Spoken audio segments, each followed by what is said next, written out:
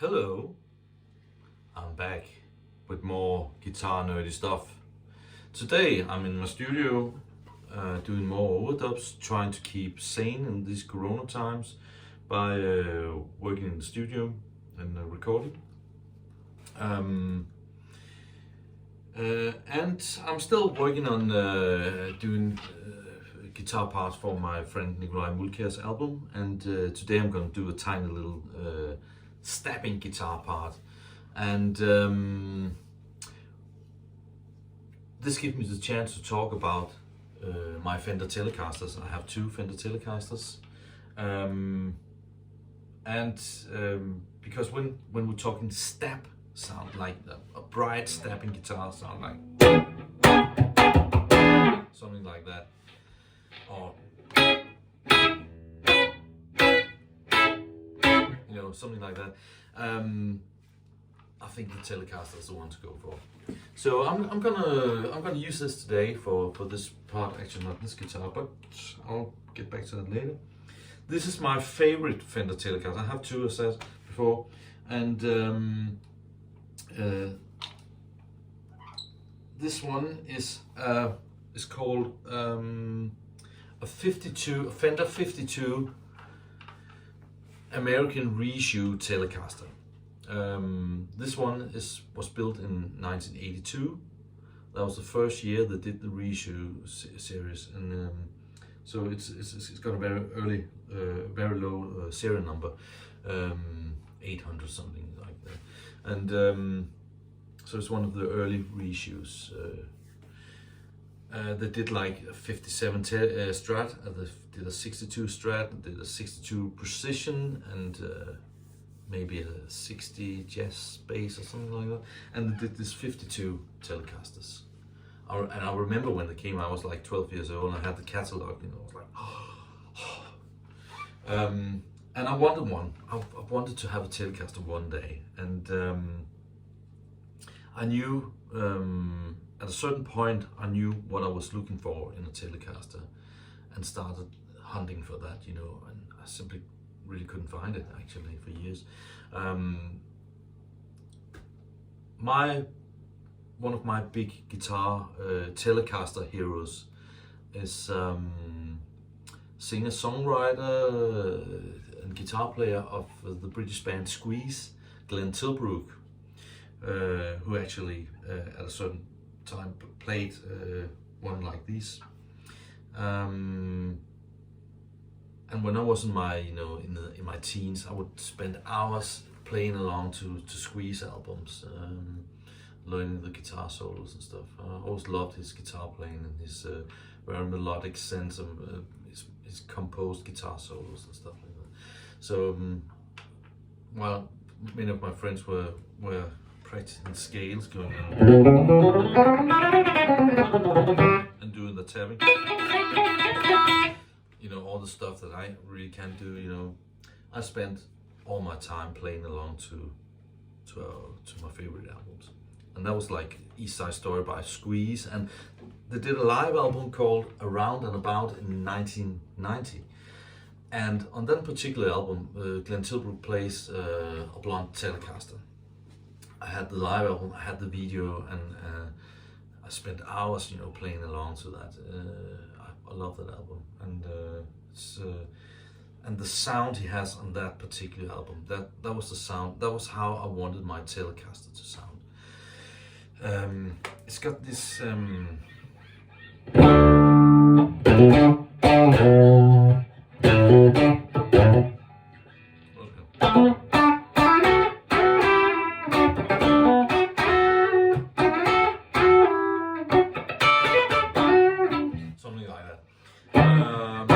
Guitar solo from Black Coffee and Bed. It goes like that. I haven't played this for 20 years, so it's like.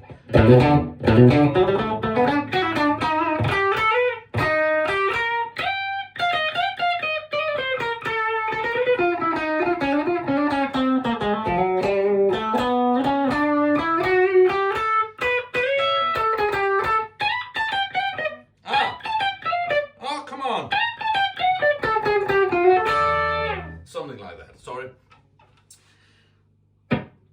I love that backing, and I still love it actually. I don't spend that much time playing along to Squeeze albums anymore, but I still love listening to it. Every time they put out a new album, I'm there on the release date to see what Mr. Glenn Tilbrook and Chris Difford of Squeeze has come up with this time. And I really love the songwriting and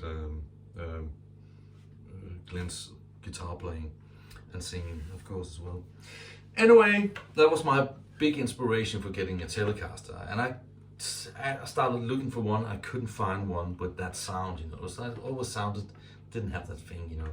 I went to Denmark Street in London, and I even tried an original 52 with a big trunk of a neck, you know. It was a crazy big neck, and it had the sound actually. It was like, yeah, this is the thing. This is more like it, you know. And but of course I couldn't afford that thing. It was like a collector's guitar, and I was like a working musician, poor one. And so I had to continue searching, and then suddenly one day, it's not that many years, like 10 years ago or something, this one popped up, you know, in the yellow pages, den blå avis, as we call it in Denmark. And it's this early 80s, 82 reissue of a 52 Telecaster. It's got a lovely neck. It's not even original for reissue, because it's been sanded down once, and you see it had a little worn thing here. And the bridge pickup has been changed for Seymour Duncan Antiquity, something, I can't remember the number of it, but sounds great. Although I'm not really into higher output pickups, because I always prefer to have the dynamic of my amp, you know, to have that thing to work with. So I'm not really into high output pickups, but this one actually sounds good, and it's quite high output. I'm really happy with this guitar. It's just turned out, you know, that's a good match, I think. Another big main Telecaster inspiration, that's Mick Green of the Pirates, or Johnny Kidd of the Pirates. I just love his playing, and the way he and the rest of the band more or less invented trio playing, as we know it from. I mean, the way they played these recordings from the early 60s, 62 to 64, with would do stuff like.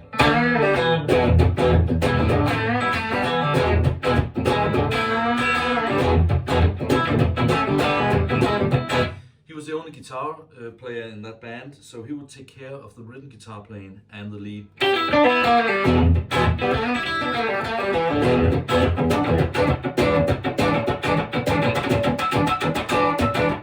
And he would do stuff like that, you know, these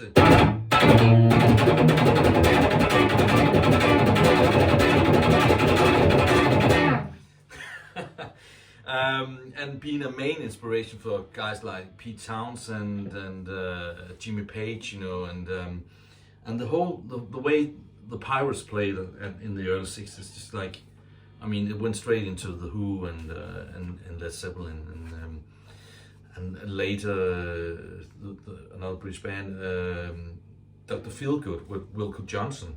Wilco Johnson is a great guitar player as well. He's got this thing going. He's doing the same thing as Mick Green, more or less, very inspired by Mick Green, but he's doing it with his fingers, and it's so really good. I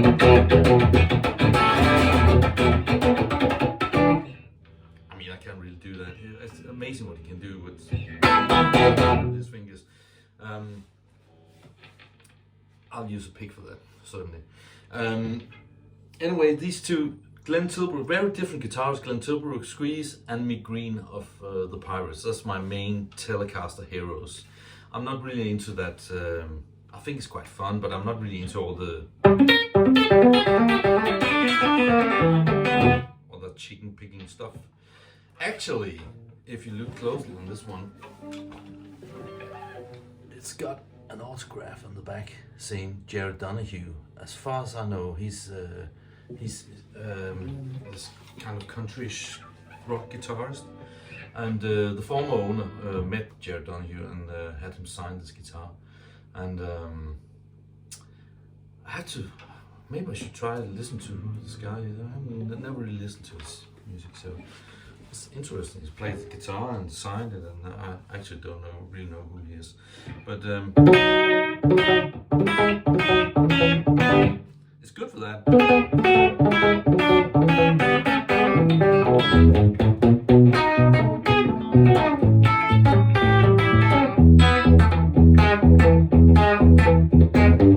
Train around 15 coaches long.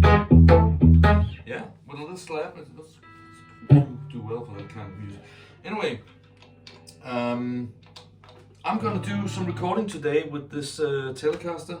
Actually, not this one. I'm gonna do it with another Telecaster, and I'm gonna show you that one now, because I think I talked enough about it. This is my favorite Tele, but I have another one, and that's kind of a substitute to this one. It's a Mexican. It's called a 60s player. I think it's a 2006. This one. It's a quite cheap guitar, and I bought it because we were going to do some flying gigs with the Beatophonics, and I wouldn't dare to bring that on a plane, you know. So I decided to get another Telecaster, and something that had the kind of feel that I like, but wasn't that expensive, you know. So I found this one. It's a Mexican Tele, a 60s player, with a rosewood neck. So it's quite a different thing. It's got different sound. It's got a darker sound. Looks darker, sounds darker. There you go. And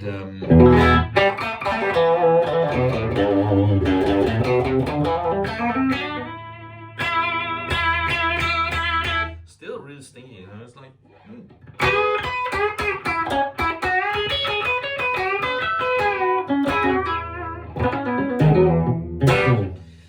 I did the same thing with this. I replaced the bridge pickup with the Seymour Duncan Antiquity to get it closer to the sound of the other one. It's a different guitar. It's I think the parts just it's more plasticsy, or whatever you say. Parts are not the same quality as the other one, but it's a cool, it's an okay guitar. It's a great guitar for what I'm going to use it for, and it's got a bit of a different sound to it than the other one because of the rosewood neck, and it's a little darker. And I'm going to use this one today for doing the stab parts for this recording. And Nikolai, my friend, whose album I'm working on, he sent me this reference to a recording of what he was thinking you know that he wanted me to do. He wanted this kind of lift off things in the chorus of a song. It's just a small part, but it's just there to to kind of move the song a little bit forward when it gets to the chorus. So that's what I'm gonna do, and actually the reference he sent me was by this Danish band TV2 or TV2. It's an old Danish band, and it's a great band. I've been to many concerts and shows with that band for years. But it's a very Danish thing, and I think if you realize, if any of you TV2 fans out there realize which song inspired this guitar part, you can maybe put it in the comment, if you can hear that.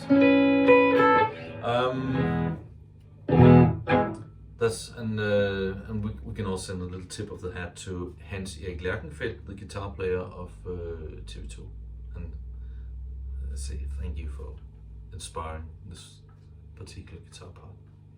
So I think I'm gonna head over to the computer and start recording. Maybe you've been wondering what I'm using to get this sound. It's a bit of a crunchy sound, you can hear.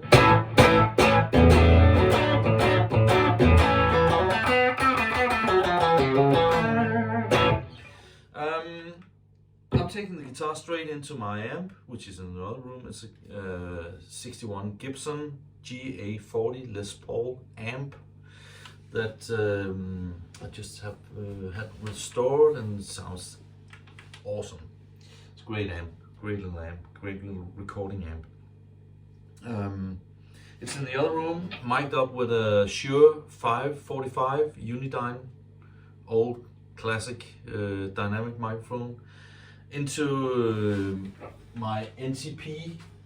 If you can see that one, oh, I'm gonna move. It's here. My NTP desk with a Universal Audio 1176 compressor inserted into that channel. And then from there straight into Pro Tools. So yeah.